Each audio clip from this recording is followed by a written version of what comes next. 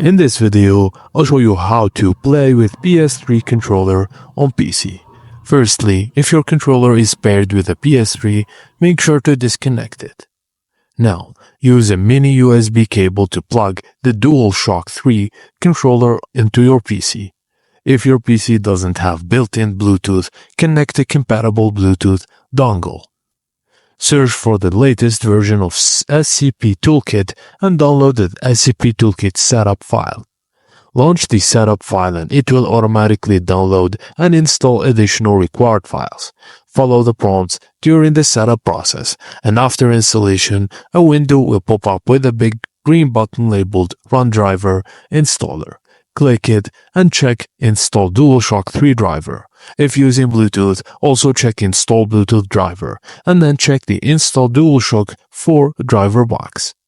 Click Install and wait for the process to complete. When done, click Exit and configure to use the controller. Thank you for watching, and please don't forget to like and subscribe for more.